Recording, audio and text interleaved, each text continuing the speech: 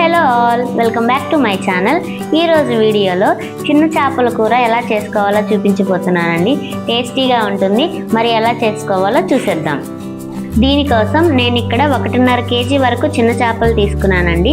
చేపలన్నిటిని నీట్గా వాటర్లో క్లీన్ చేసేసుకొని ఉప్పు కారం వేసుకొని అంతా కలిసేటట్టుగా కలుపుకొని పక్కన పెట్టేసుకోవాలి. చింతపండు పులుసు కోసం ఇక్కడ నేను 100 గ్రాముల చింతపండు తీసుకున్నాను. చింతపండుని వాటర్లో వేసి నానబెట్టేసుకోవాలి.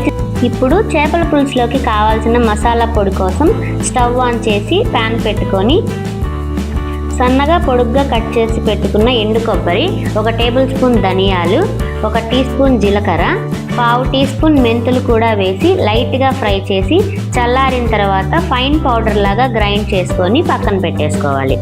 ఇంకా ప్రాసెస్లోకి వెళ్ళిపోదాం. దానికోసం స్టవ్ వెలిగించి కడాయి పెట్టుకొని 1/2 కప్ ఆయిల్ యాడ్ చేసుకోవాలి.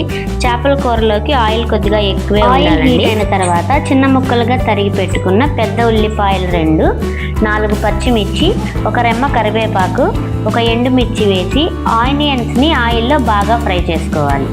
ఆనియన్స్ వేగిపోయిన తర్వాత 1 టేబుల్ స్పూన్ అల్లం వెల్లుల్లి పేస్ట్ కూడా వేసుకొని పచ్చివాసన పోయేంత వరకు ఫ్రై చేసుకోవాలి. అల్లం వెల్లుల్లి పేస్ట్ వేగిపోయిన తర్వాత చిన్న ముక్కలుగా కట్ చేసి పెట్టుకున్న 2 టమాటాలు కూడా వేసి మూత పెట్టుకొని టమాటాలను మెత్తబడేంత వరకు మగ్గించుకోవాలి. టమాటాలు కూడా మగ్గిపోయిన తర్వాత 1/2 టీ స్పూన్ పసుపు, 2 టేబుల్ స్పూన్ల కారం కూడా వేసి మూత పెట్టేసి కారం మొత్తాన్ని ఆయిల్లో మగ్గించుకోవాలి. కారం అంతా ఆయిల్లో చక్కగా మగ్గిపోయిన తర్వాత ఒకసారి కలిపేసుకొని ముందుగా నానబెట్టి పెట్టుకున్న చింతపండు పులుసును కూడా వేసేసి తగినన్ని వాటర్ యాడ్ చేసుకొని సాల్ట్ కూడా అడ్జస్ట్ చేసుకొని ఒకసారి కలిపేసి మూత పెట్టి పులుసుని బాగా మరిగించుకోవాలి. పులుసు మరుగుతున్నప్పుడు ఉప్పు కారం కలిపి పక్కన పెట్టుకున్న చిన్న చేపల్ని కూడా వేసేసి ముందుగా పొడి చేసి పెట్టుకున్న మసాలా పౌడర్ని కూడా వేసి నిదానంగా ఒకసారి కలిపేసుకొని మూత పెట్టి మంటను మీడియం ఫ్లేమ్లోకి అడ్జస్ట్ చేసుకొని కుక్ చేసుకోవాలి. చేపలన్నీ చక్కగా కుక్ అయిపోయిన తర్వాత చివరగా సన్నగా కట్ చేసి పెట్టుకున్న కొత్తిమీరను కూడా వేసేసి స్టవ్ ఆఫ్ చేసేస్తే చిన్న చేపల పులుసు రెడీ.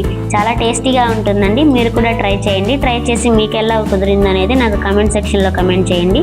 వీడియో నచ్చితే లైక్ చేయండి. మీ ఫ్రెండ్స్ అండ్ ఫ్యామిలీకి షేర్ చేయండి. వర్ణి వంటిల్లు ఛానల్ని సబ్స్క్రైబ్ చేసుకోండి. Thank you for watching.